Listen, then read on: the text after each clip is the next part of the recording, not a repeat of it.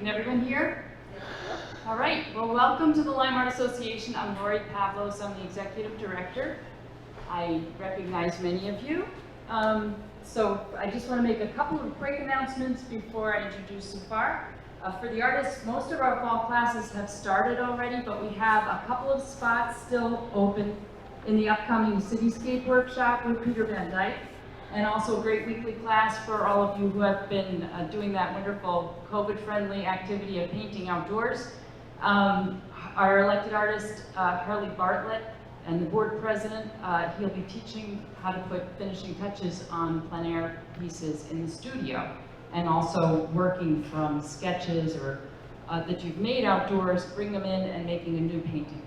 So that's coming up very soon. Those are starting next week. So if you're interested, let me know. There's a brochure, a trifold brochure that's out by the front desk that has those classes and other information as well, like upcoming exhibits and upcoming lectures.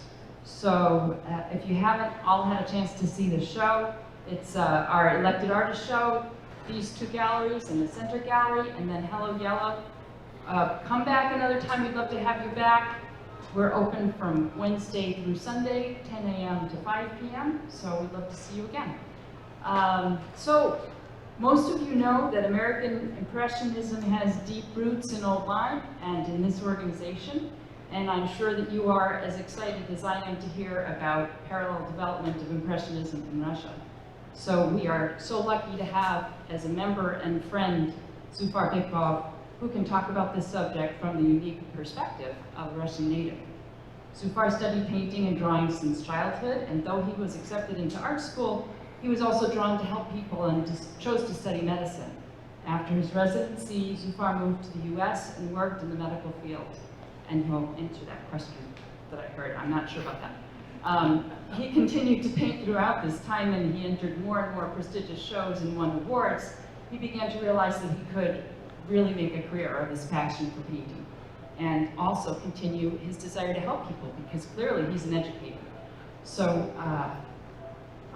we're about to learn more about this art that's the foundation of his own inspiration. So I'm delighted to introduce Zufar Bikbov.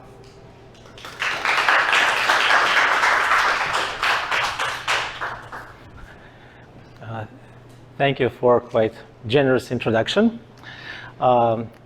Since the title of our lecture today is Golden Age of Russian Art, I would like to point that I have, of course, roots of my education in Russia, and I started studying still during Soviet time in 1984. So it was before Soviet Union fell apart, and many reforms, good and bad, country went through. But anyway, I will try to open a few pages of history of Russian art. Maybe we'll touch some cultural aspects, which will help you to read paintings when you browse through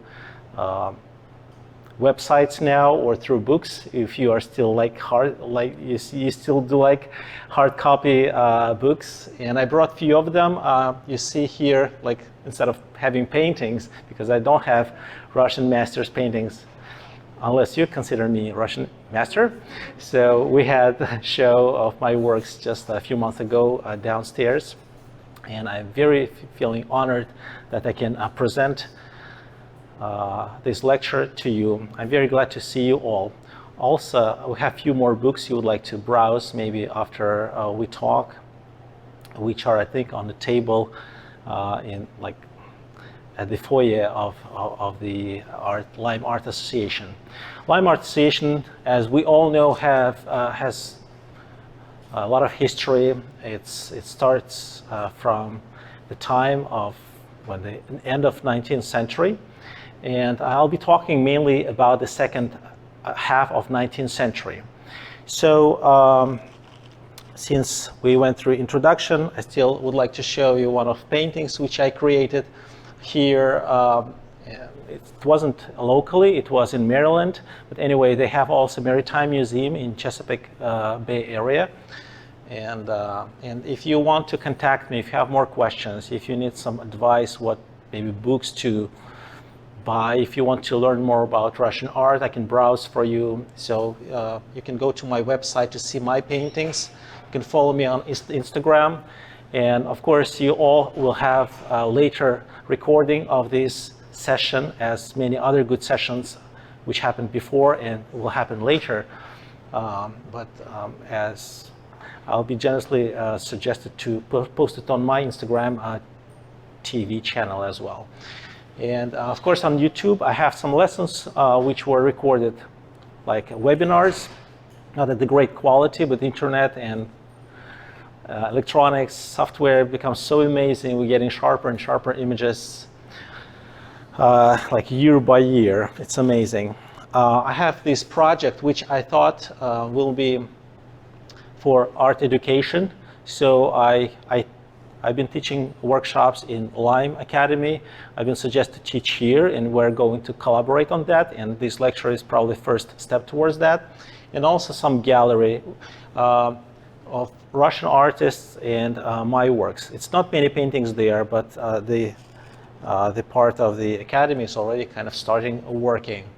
So, and it's separate Instagram channel, and this is quite easy to remember. I think domain, which definitely has the word Russia. Rus, era means time of Russia, whatever time you can dedicate to explore Russian art. So that will be Rus era time. So let's get closer to subject of our lecture today. It's hard to understand exactly paintings if you don't see background. And often I hear, Russians paint differently. They paint well. So, and we don't know how it works. So why it happens this way? Is it the Russian character, the mystery, or it's a Russian brand, Russian artwork somehow magically? There is no magic. Obviously, there is a cultural background, the way of teaching also in Russia, which was formed under big influence of French school, and also, the way as people experience their kind of life. So life in Russia and understanding, even though we tend towards Europe, it still has quite unique kind of structure. We will barely touch any of that. And also, even though I could talk about, prepare my lecture for maybe almost 100 artists, we'll touch maybe 6 of them, because the format of our lecture is 1 hour.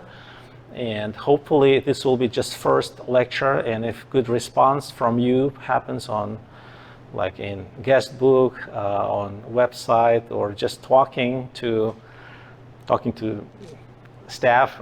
amazing staff of Lime Art Academy, we'll have more lectures on that. So I kind of like giving you a little teaser. So 6 Russian artists of Golden Age. When I talk about the Golden Age, I talk mainly about the wanderers. So I'll explain how that even name got formed, because that sounds like wanderers, the people who do nothing, just like fool around and wander. So no, it's not like that.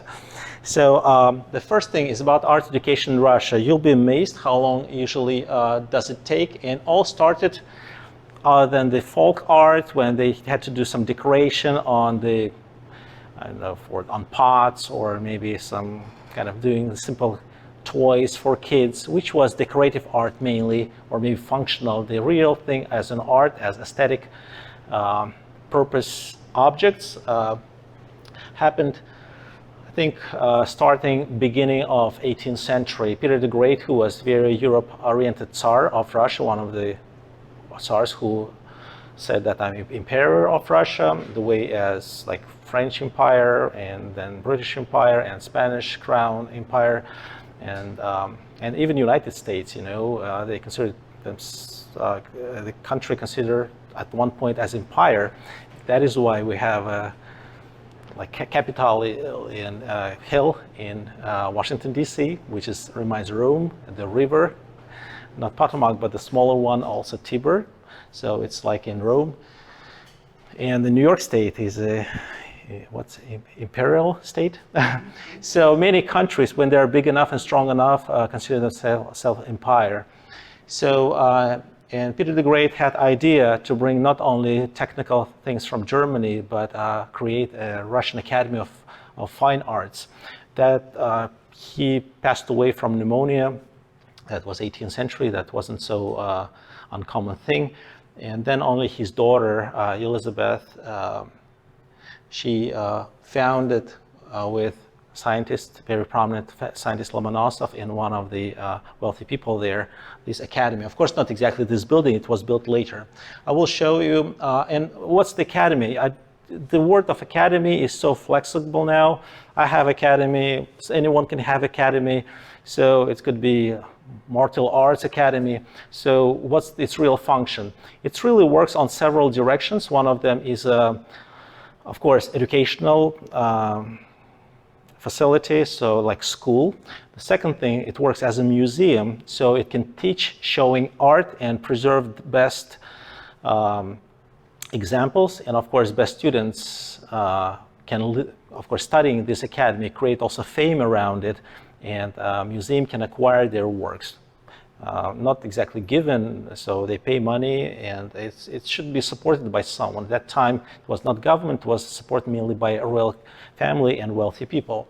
And also, third thing is it's like a science, because when you touch history, when you try to preserve things, you do restoration of paintings, it goes a lot of through the understanding, knowing chemistry, knowing the paint things. So it's kind of like, it has almost like labs. I will show you also how this academy in St. Petersburg, which was found, looks like. It's a huge building. You see it has a circular kind of yard, several of them, and many, many studios inside. And this is, of course, not the only academy. When they talk about academy now, it's a complex of different institutions. And this one got actually separated, even though it was initially as a building of the first Imperial Academy in Russia. Now we have a Surkov's Institute there. Repin's is a separate. There is another art institute by Stiglitz, named after Stiglitz, and several schools and several fellowship studios through the country. What else do we know? So now bridge to the contemporary time. So this how art education was established during Soviet time, and I could go through all of them through 18 years total. I went through 5 years of youth art school, and it could be in towns and villages when youth art school are not present. There are some studios, and it was pretty much free education. We had to pay for some art supplies only. And then if the child is talented enough, they go to special art boarding schools, and we have just few of them in the country, but you go on full tuition. You just need to show your talent. And of course, after that, you can go or you can go to regular school, 2 years in high school in regular, and then 2 years of art college. Then you're prepared enough to go to academy level, like higher education, like professional school, like law school after the pre-law, and medical school after pre-med. And then after that, if you still want to do fellowship, you have 3 years. So looks like I missed a lot, but I don't regret that I went to medical field as well. It was, I think it's created a lot of kind of way of thinking, but not just scientifically, but also thinking, kind of touching people's lives in the very vulnerable period of time when they're sick. And I had my residency and fellowship in oncology. So you can imagine that it could not leave a sensitive enough person without any response. At the same time, medical school and years after that taught me to teach, and teaching, which is very common in medical field, because you need to pass that complex knowledge where it's not everything straight. You know, medical science is not like math. You really have problems which are not solved now, could be solved tomorrow, then you need to incorporate them and still talk about the probabilities. Like about painting, like will you have a good painting? You never know when you start painting. Same thing with the treatment. When there is a challenging case, you kind of hope for best, you do your best, you use your talent, your knowledge, and still cannot be 100% sure that will have kind of guaranteed outcome. because so many things are on the way. Am I too away from the subject of the lecture?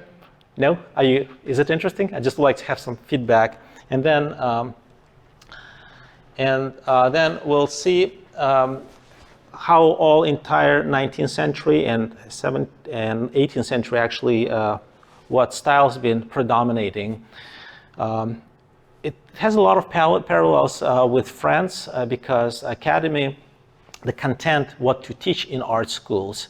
So how to create the course was taken from the Boulogne school, which was formed actually in France in, not Boulogne, Bologna. Bolognese would be the best probably translation into English, which was formed, I think, like in 16th century, or yes, that was quite before. And for many years, the classicism was predominating.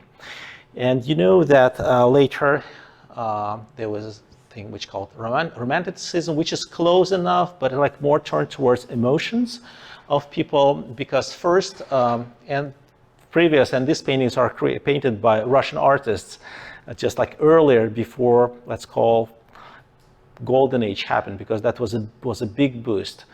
And many artists had access to study, it became more common, and that was happening the same thing in Europe as well. I would say all the academism and romanticism, they are close to Italian school, because that's like eternal city of Rome, all those sculptures in Florence, I mean the whole Italy, and no surprise that students who studied in Academy of Fine Arts in Russia, they've been working at the end on big piece, which could be like probably as size of like this wall.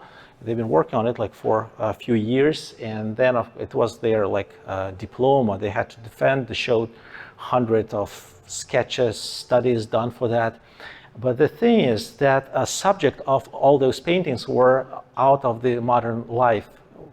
Of course, it's not modern for us, but anyway, any time at their own like years of the epoch of the times, it was modern.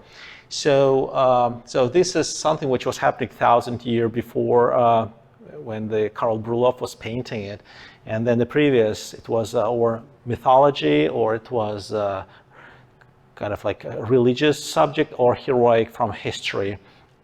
It was quite often about the kind of kings and royal family, about the celebrities, if you can call them that way, but there was like no place to paint real life. I mean, the life of regular people. We see that happening actually quite early in Dutch art, because they started painting, you know, that and drinking in the bar, and how kind of just regular people live.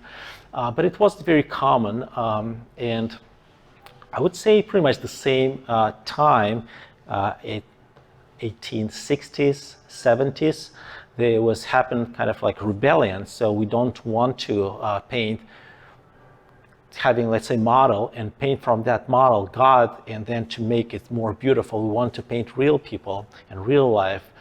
And so finally it turned to be a event in France. It happened to be as impressionists, those who couldn't get into salon, which paintings which were created on all standards of Academy, of the France Academy. And in Russia, it happened in 1870. So 14 students, when they've been graduating, they asked, like, can we choose not those two kind of themes, scenarios which you give us from the mythology? We want to paint something about the real life. And when directors and the board said, like, no, that's tradition, you have to do it the same way, they decided to leave Academy like right before graduation without title and degree of the real artists. And so that was a rebellion. And then several teachers followed them, and they left Academy. And you should understand that it's not just like painting differently, it's just about the subject. All 19th century, a lot of, especially the second half, you know, the Karl Marx and the socialist ideas been brewing in Europe specifically. And of course it was reaching Russia as well. which finally turned to a revolution in Russia in the beginning of 20th century. So inequality of classes, so white people, some people born like peasants, like slaves, because we had pretty much slavery until 1961 in Russia. It just was not a matter of color. It was just the way who we are born, to higher society or to lower society. It's not about money. It's just about it. It was about freedom as well. So it's all created this kind of idea. So we need to understand real people, and we need to paint them.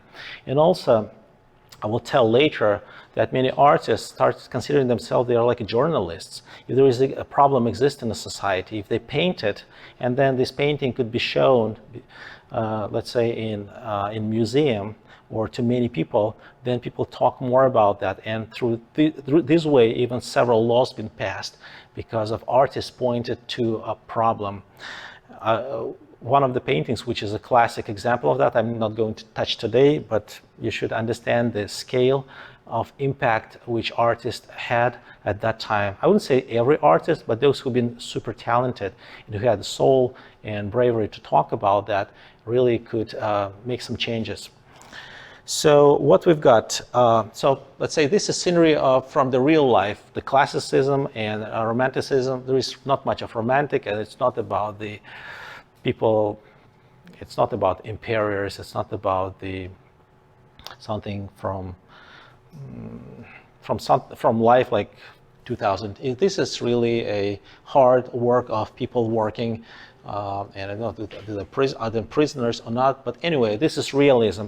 In Russia, realism was, as you understand, not about the right presentation, like the human has, I don't know, one leg shorter than another, let's draw them and paint them like this way. No, they really wish to also have a socially critical subject to be able to present. And what it turned to be a group of artists. Here we have probably maybe the board of directors of that movement, and they call передвижники, which sounds very difficult to pronounce.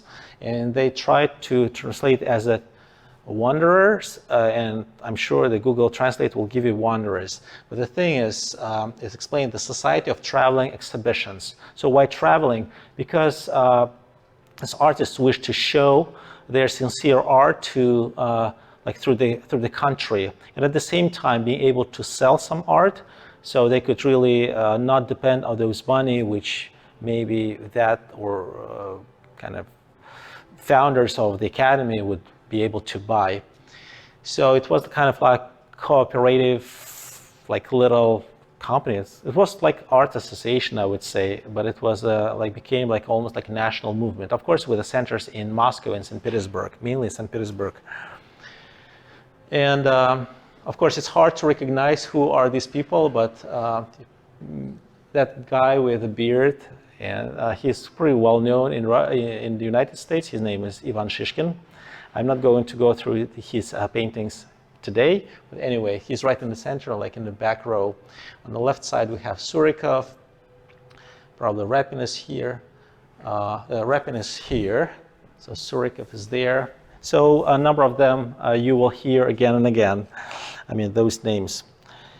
And I would say, even though Ilya Repin wasn't one of the founders, like first people who led all this movement, he joined this movement like a few years later, but he was always, first of all, he's one of the best masters of portrait, but portrait is like more commercial way, or he was painting it for friends and for himself and just for practice, but he's amazingly was painting huge paintings which are about society, about the problems, and of course joining this movement was very like organic for him. And I have a book of his works. You see that book, which is smaller, which is right on stand. It's written there in Russian. It sounds like a PE, but it's like RE in Russian. So with the portrait of the lady. So I will talk about a couple of paintings he has here. One of them is a scene of a recruit. This is a drama which was happening in peasants' like families because there was an obligation that, let's say, when like boy turns, or at least one of several boys, if family had several boys, turns a certain age, so they could be drafted to the army. And it was absolutely horrible before. It was like 25 years of serving. And of course, you miss any opportunity to marry, to have children, and quite often you're coming like handicapped. So in this case, at that time, it was happening like 6 years only draft. But anyway, you see here emotionally that Repin, he was a master of emotional, like a scenography. So his scene, it dynamically points to the center, very good use of light. His very great draftsmanship and understanding of composition, colors, values, and of course everyone's sad. And it's not only like you can see like even lions could be like sad, even kids stop playing. So that was probably a kind of call for reform. So do we really need this way? Do we really need, maybe should we have an army which when we have like paid army, so people would make a choice to go, not going there by drama, by by accident, and like it's just like it's a drama of life of the families, and it's again I think it's the humans right call to this problem. Of course, we know we have more and more rights, even though life seems to be crazy. But I personally would not like to, even if I had a chance to know Ilya Repin, to live at that time. I'm pretty happy in this crazy 21st century. The second thing is well-known painting. For those who studied Russian art, so there is a strong contrast here. You see very sunny, warm days. And it looks like this is almost like a patch of dirt right in the middle of the painting. So these are workers, and that was quite often fate of former sailors or peasants who, after reform of 1860, were released but were not given land. It was a way to make money, but at the same time, so how this could be tolerated in society. It's a drama. It's socially very loaded painting. Of course, when we talk about problems, all paintings look sad. It's not all art is like that. It was turning with knowing more of fresh impressionism. It became like more like design oriented, but this is realism. I wouldn't say that in life there was nothing happy and joyful at that moment, but that is why when we talk about a Russian realism of wonders, we talk about the critical realism. So these are maybe not the most prominent paintings of the Ilya Repin. I mean, this one I would say probably his like visit card, so everyone pretty much know if they hear the word of Repin. And you can browse through more of his works in this book. So another artist whom I would like to talk to is Vladimir Markowski. And I decided to kind of divide 6 artists whom I thought I will have time to talk about. 3 of them are about a lot oriented towards the critical realism, and 3 which are not oriented with critical realism, but I will explain why I chose those names. So Vladimir Markowski, and that's his self-portrait. You can see he was an amazing artist, and it's just part of it. He has he has a palette and paints, so it really shows what's his real job and profession and passion. So he was painting again the hard life of a lower class of society, and here he points to the problem when people were so poor they could not really raise their children because they had no food to feed them. So children were sent to other families. They would work since young childhood just for food, and maybe to get some profession. Maybe they could become, the horse, whatever, managing thing. I just do not know specific words for that type of job, but kind of low level, but at least they could start their life. And of course, children like this boy really did not have any childhood. And it says the mother's visit, and mother brought him a gift. It's a loaf of bread. So that's the way how it was happening and it was at a pretty big extent. It was happening in Russia. The second painting is actually on the boulevard in 1887. It's not Paris, it's Russia. It's, as you say, by landscape around, it looks like October, maybe beginning of November. And it's fall, and entire painting seemed to be sad, even though we have a lot of yellow color around, but the mist, uncertainty. And this, especially lady, is probably wife of this young man.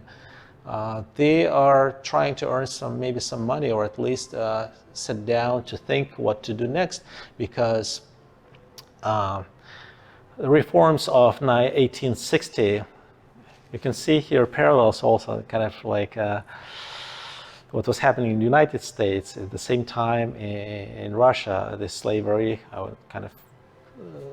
pretty much slavery was kind of stopped, but people were released without any land, and peasants who could not really work anything else, they moved to cities, and cities become overflooded by people. There was not enough jobs, so these people looks like have no job, and do not know how to manage their life. So again, it's a point for people who are working like in departments of ministers, in government, so, and the other people who work on lower level. So it's called for reforms to manage, if next reforms are coming, to make it more elaborate, to think ahead what will happen next. Will you make doing good thing on one side, you cause problems on another side? Third artist whom I would like to talk here is Abraham Arhipov. He, as you see, is a little bit younger, because Repin he was born in 1844. This gentleman was born before, 8 years before all this wondrous movement started. But the wondrous movement was actually going through 53 years, starting through this first act of leaving the academy and creating their own art association, which could have art shows from city to city through entire Russia. So this is I would say maybe second generation artist. At that time when it all started, he was young enough.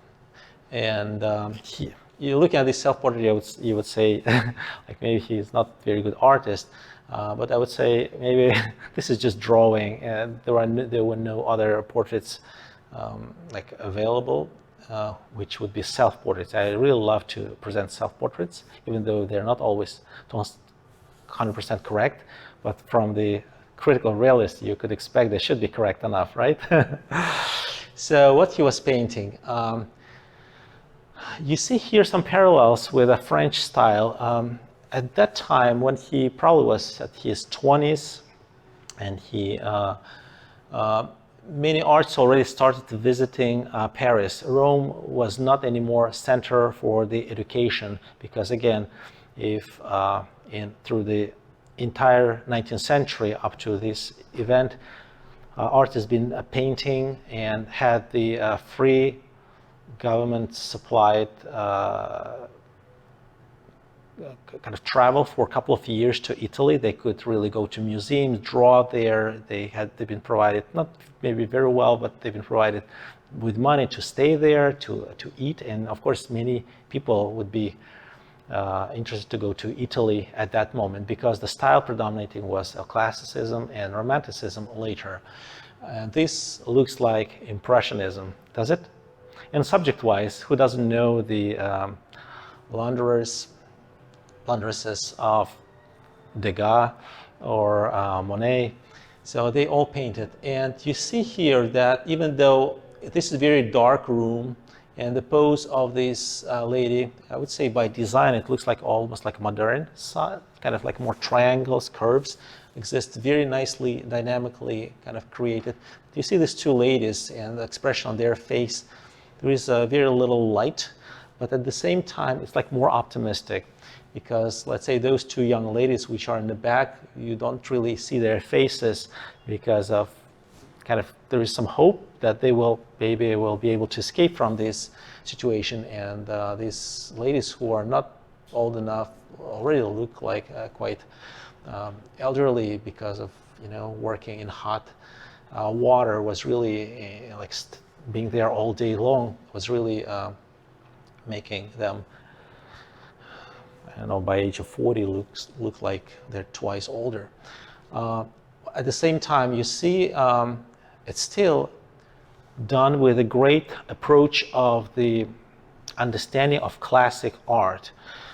It's not the absolute freedom of 20th century when the top and the top of the painting was, I mean, there was no way to go higher in the way to present human body. It started to break apart, and then happened to go to then cubism, and then to abstractions, and so on. This is still made in a very realistic kind of manner. And when we talk about Impressionism, it's many art historians think that Impressionism is not really a opposite to realism. It's just a realism in colors and values. So they really pointed that the color should be presented as something not like a uniform, like brushstroke. It should be broken and create that shimmering effect, which then present the real life. So they tried to show the air. So I would say it's realism in fight of real presentation of air and color. And of course, when we talk about the color, it's a value as well. So this is done in tradition of realism in the way as everything was built. But on the subject, of course, it's critical realism.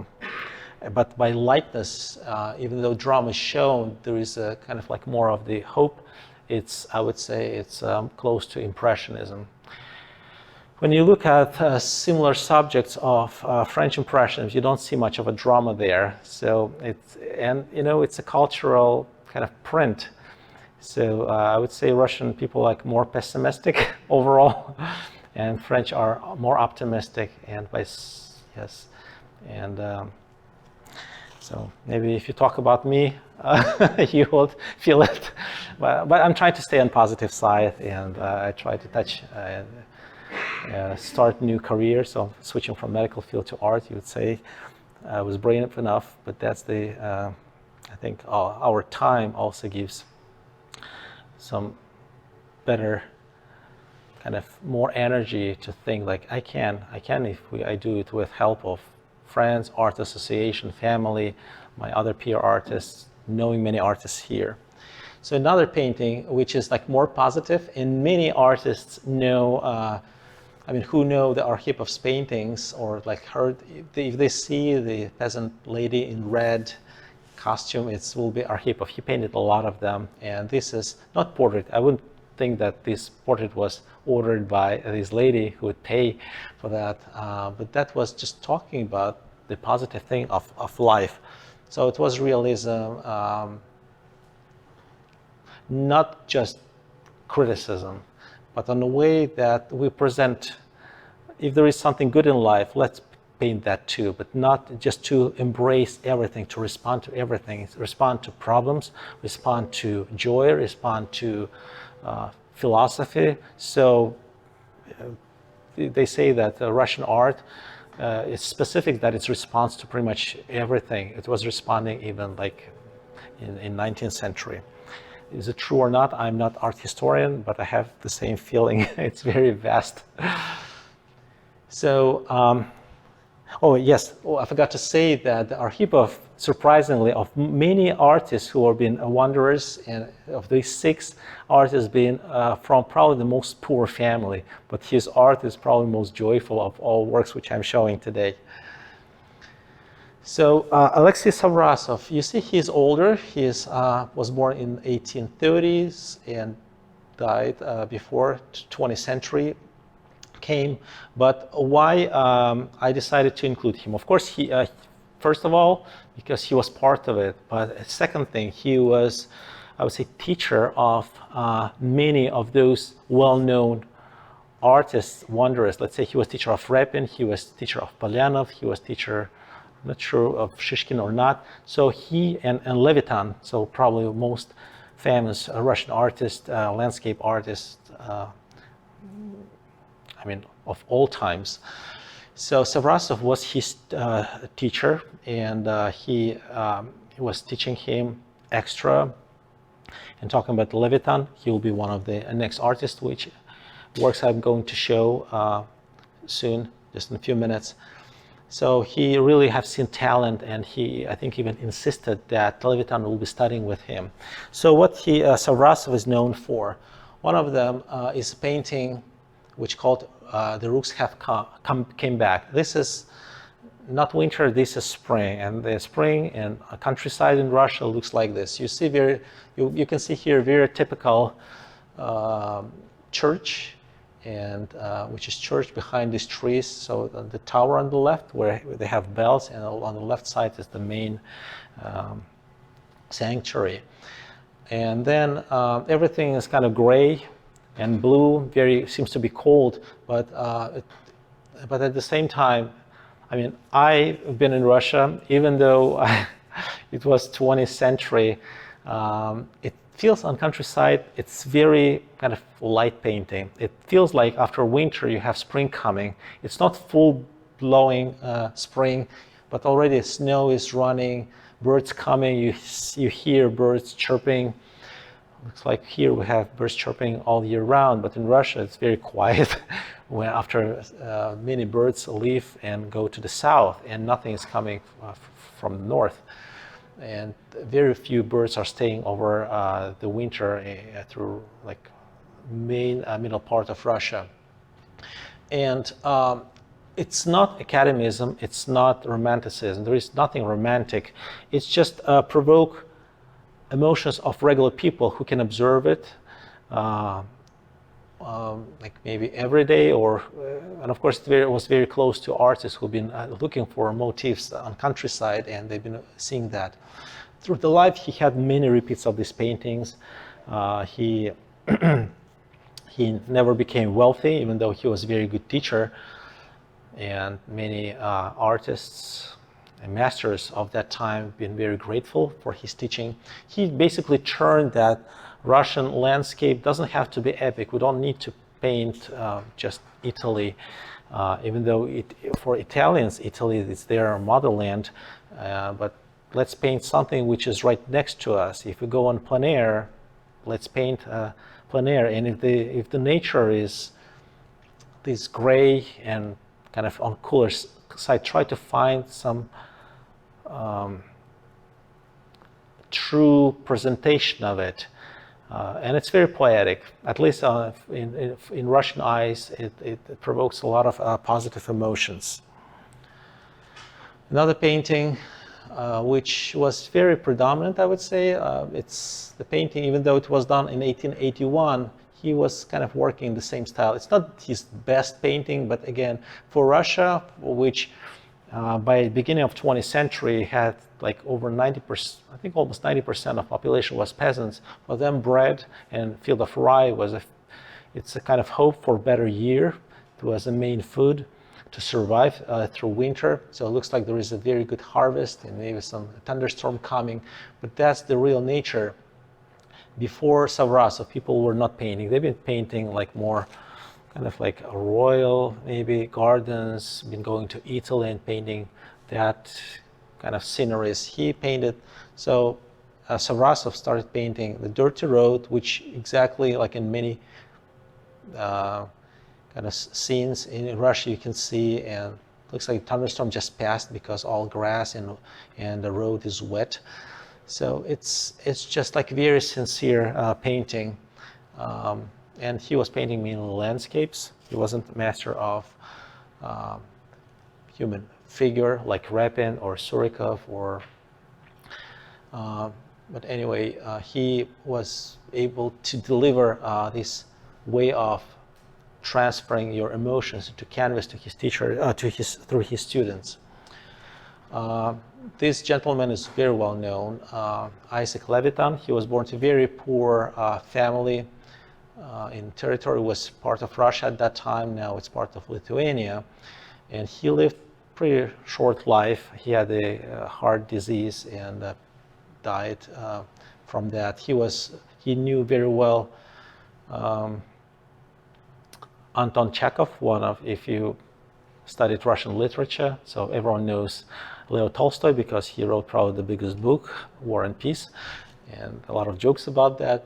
Chekhov is known, and Dostoevsky, probably three most well-known Russian artists of that time. And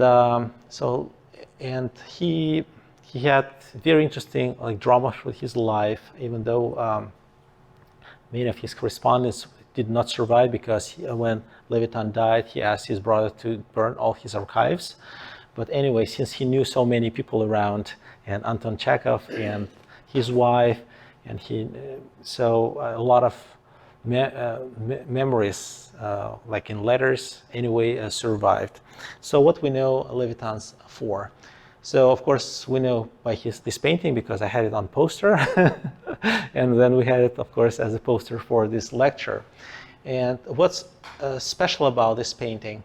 So this is his last painting, which considered to be not finished. I believe it was never signed, and the signature is pretty like milestone. If artists think that painting is finished, he would sign. It's not 100%, but like 99.9%, that's correct. The second thing is closer to the end of his life, he was working more on epic paintings, even though he was a Jewish, like of Jewish origin, 100%. And in Russia at that time, there was like, even if you're Jewish, you were considered to be Russian. If you're accepting Russian Orthodox, you become like a Russian Orthodox Christian. So he never turned to be, and he had through that like a number of problems in his life. A couple of times during his life, there were like suppression to people who follow the Jewish religion. So they could not live like for a few years in city of like Moscow or St. Petersburg, and that was a shame. In many and Levitan was teaching in art academy, so they've been really fighting to get him back, and of course to talk again. So that's not fair, and that's actually caused a couple of waves of immigration from Russia to the United States. From Ukraine, I mean, at that time, Russia, and pretty much through the entire part of the Russian Empire at that time. A lot of people immigrated. And there is another very well-known painting, which I'm not going to show, that's called Over Eternal Peace. So, but anyway, for me, this painting, one of those masterpieces. It has impressionism, it has realism, it has philosophy. It's most likely about his life and how he perceived life about him. I don't see here a lot of drama, but anyway, it has a lot of philosophical kind of meanings because there are some dark spots. There is water, which in Russia is not always pleasant, so it's almost like a swamp. At the same time, clouds, they are attractive at the same time. They also could be promising some bad weather, who knows, and maybe like a poverty of houses in the village in the hill on the right side. So of course, these paintings like this give a lot of food for interpretation for art historians. And the second painting I would like to show here. So why artists as Levitan, he was painting just Russia, mainly like landscapes, was considered to be part of the Peredvizhniks, the Wondrous movement, which painted critical realism. One of them is this painting. As I said, he was expelled. He was not able to live because of his religion and his origin in capitals of Russia. So he was living in a village. They had to, I think, live not close, like 100 miles from the city. And he was spending a few years in this place, and he turned to paint this road because that's the road when people, not him, but those who've been not always fairly prisoned people, were sent to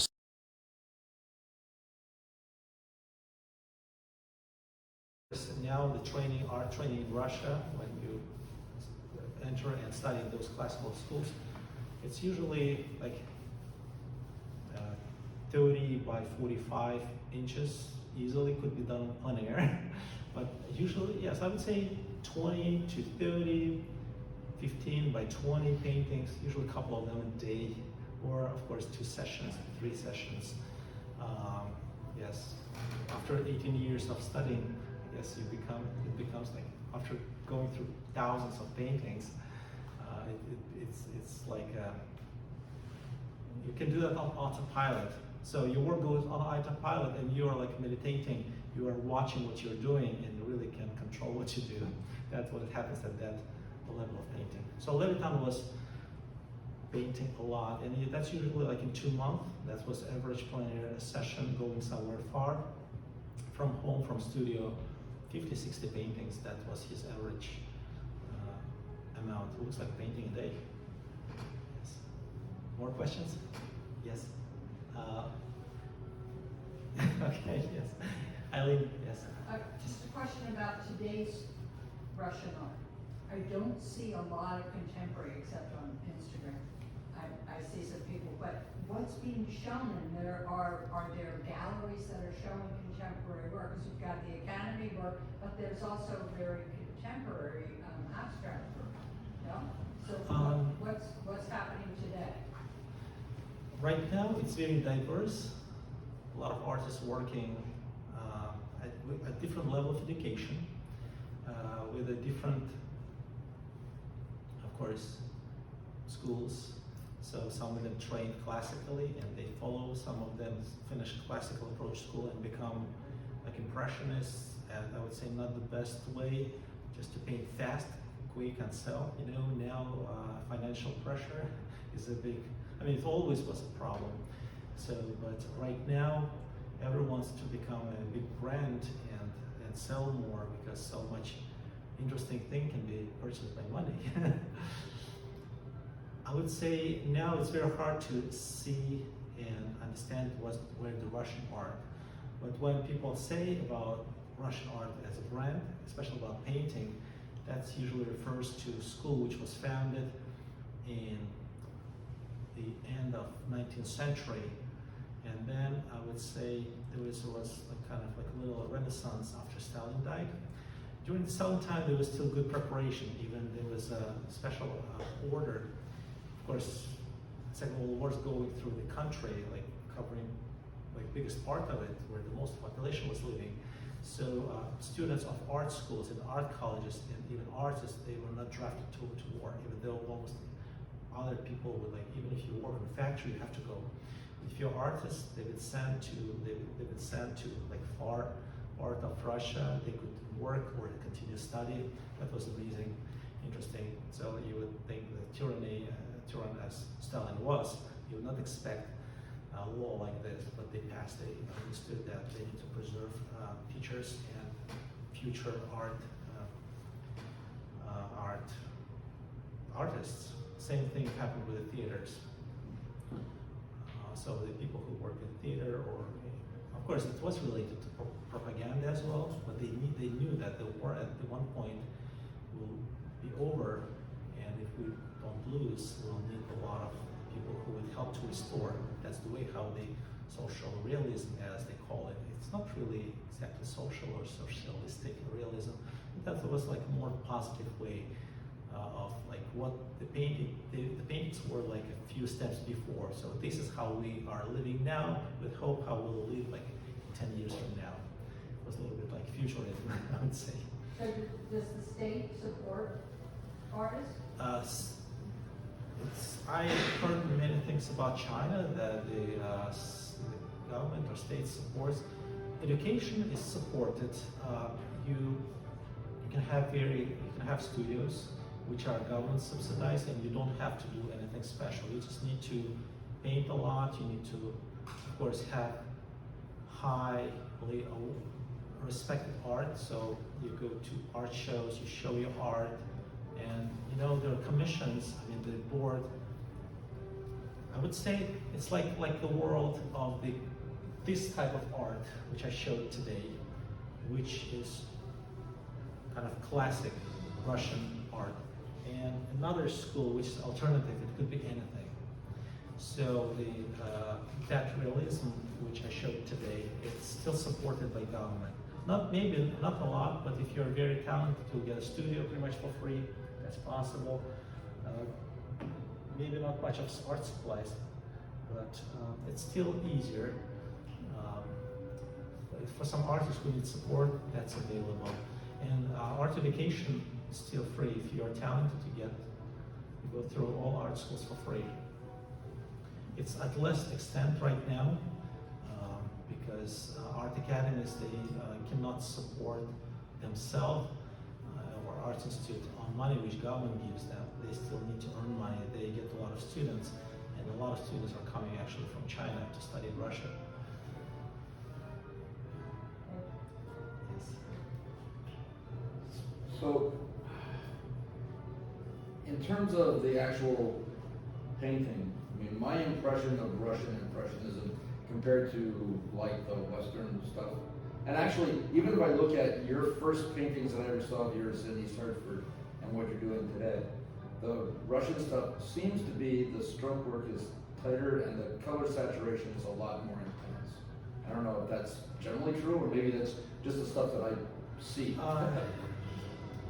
Russian artists paint quite often, at least what's in realism, not Impressionism, yes, I would say, but I've been talking about the Golden Age, mainly about the realism, what the wonders have been working on, landscape and the figure paintings, genre painting as they call it in Russian. They use thicker paint, and it could be for different reasons. I would say thicker paint is, unless it's too much, it preserves better, it's easier to restore, and maybe even though they say the quality of paints was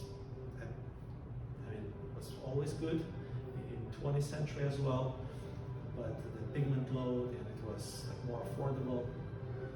It's still,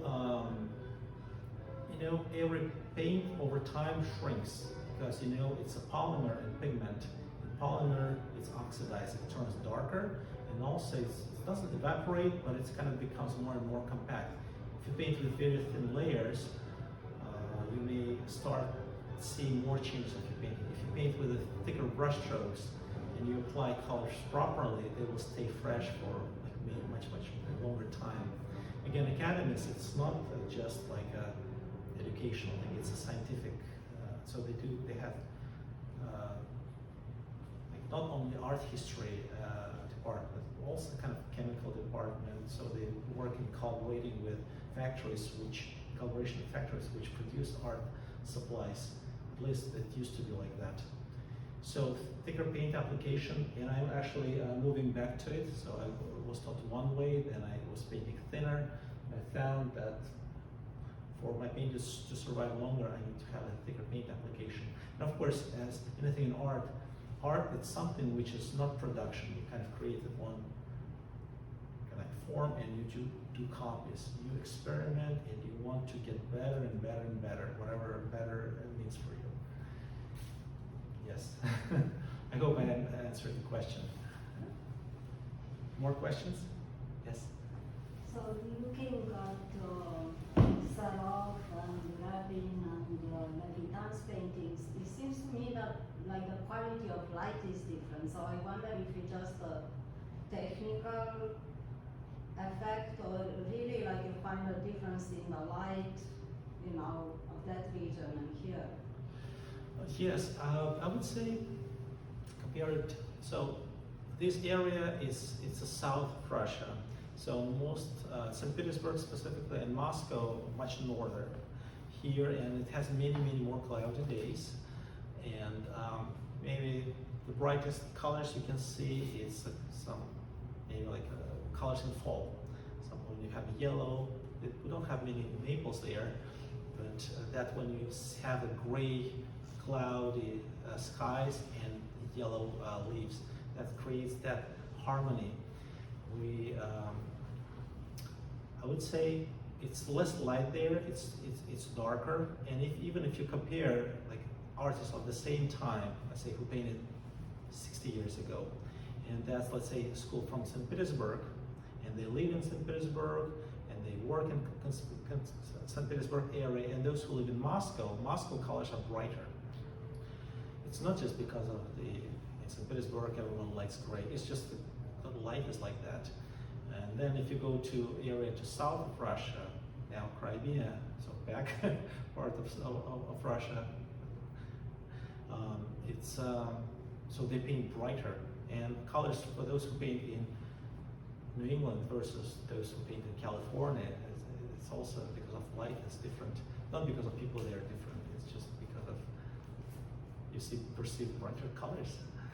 And it makes actually a challenge for many artists I talk who come from East Coast, North to West Coast, West to California to plein air events. It's just hard to, like for a few days, for a week, to find what mixes you have to use, different harmony of colors and values to create that quality of air and the right color of objects, subjects, sky, mountains, ocean. I think I didn't drink water, so my voice gets. So if you want to read more about the Soviet time, there's a nice book, I read it, one of the Vern Swanson, I think he's from the United States. He was really, it's almost like a scientific research. So he wrote, like, he had access, I think, to a lot of his art in 1990s, maybe end of 1980s. But he was exploring all, so it's available on, this book is available on Amazon.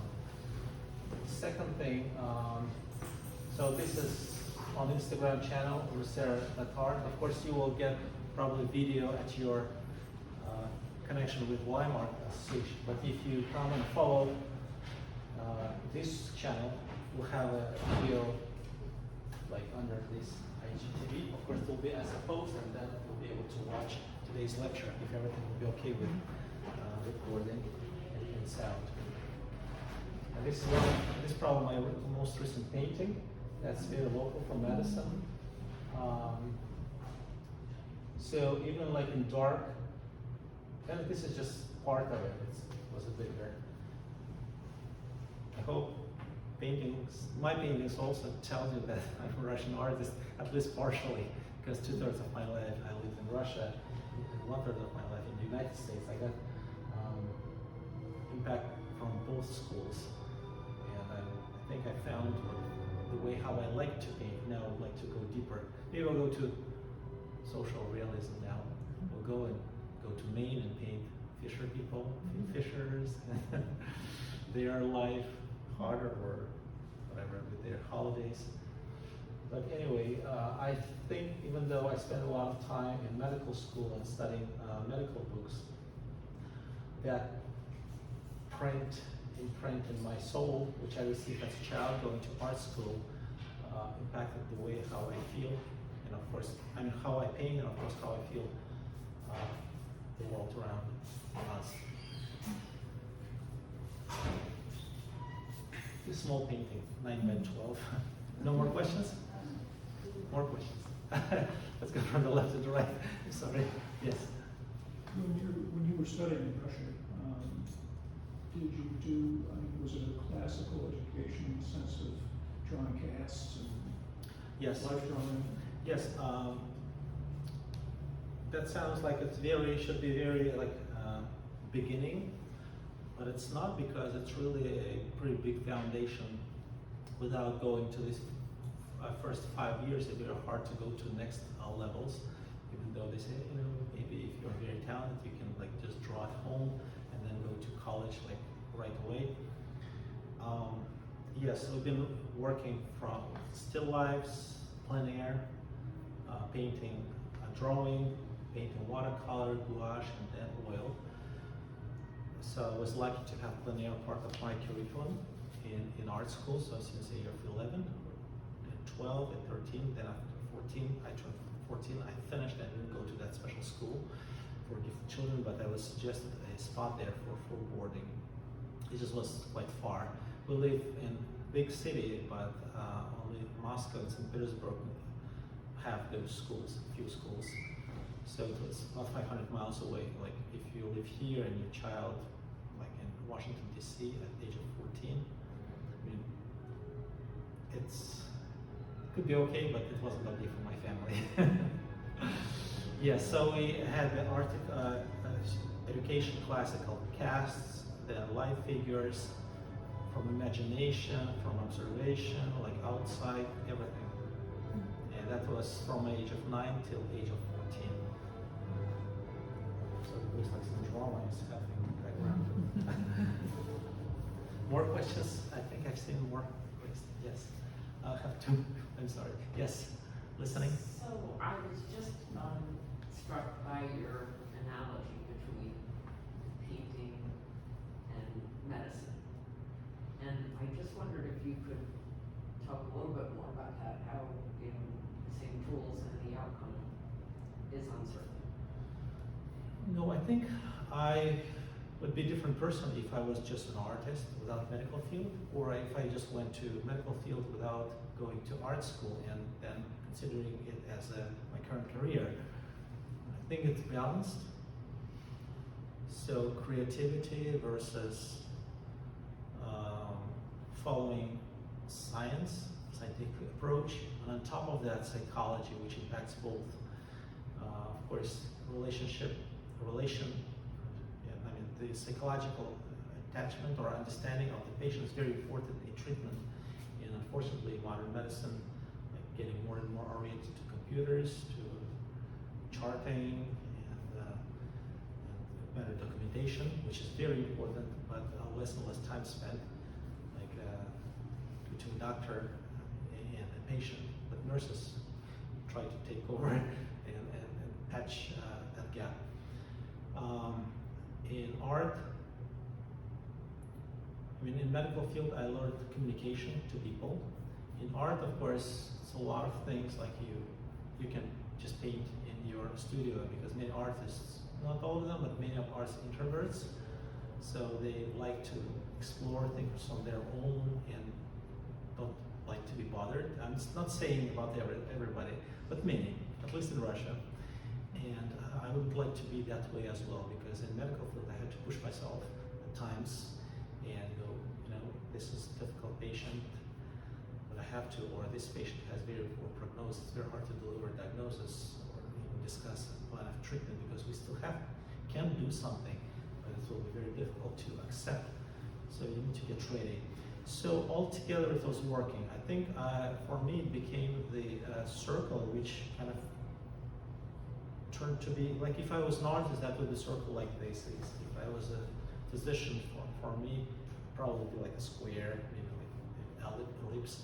But as having both, studying deeply both of these different professions, it's a multi-shaped, complex, at the same time, connected figure. Yes, so I easily can read scientific books. Even if I need to read about the chemistry of paints, that's for me, it's not a problem. I studied a lot. And then in the painting, there is a lot, like more of a mystery. So why this shows this character, or do we have a space for interpretation of what artists say? I mean, it's not even like two poles of my understanding the world: scientific, medical, and emotional, artistic. It has a psychology which cover like a lot of thoughts and ideas on both of them. As an artist, I think I could be a better doctor if I chose that way, or I'm a better artist because I had a medical background, because I've been studying a lot, I've been working with patients. So I don't want to go by circle, but I hope that explains. Yes. More questions? Well, there's almost an extension of that, because with all of that medical training, I don't remember you doing a lot of figurative painting. It's mostly landscape, so I was wondering, is it like, I've spent all day looking at people, now I'm going to go look at trees and cows, or because I would have thought with all that, Yes. you would at least you'd be pretty good at figurative painting, because you have the training on the anatomy and stuff. The thing is, that realism, it's not a copying of what you see. It's a painting through understanding. And for me, as a person who came from another country, I think I'm getting now better understanding what people are thinking. Of course, I know more people, and I have friends who can really openly talk to me about their own emotions, their stories. And of course, again, working in the hospital, and I still work a special assignment team as a nurse, just hold it as essential worker base. When you have a moment talking to people, it's a lot of things to understand, roots of culture, what was happening with like decades ago, and how it now reflects in modern life, or the way how people feel about life, how they act. I mean, sorry I say they, because it's about you. But just for me, I still feel that border, but I think it's kind of dissolving. And now we can talk maybe about, through my paintings, about the life of people. I thought it would be not honest just copying what I see. I just want to paint through understanding. Understanding not anatomy. Anatomy is pretty much the same, but through understanding emotions, thoughts, ideas. So it's coming. Good answer? Yes. This is my other painting from Vermont. So definitely need to add Vermont hard workers here too, because I going to farms painting, it's really to start knowing people, and many people here in America are very open, very friendly, and I'm very happy to be part of this nation now. Thank you.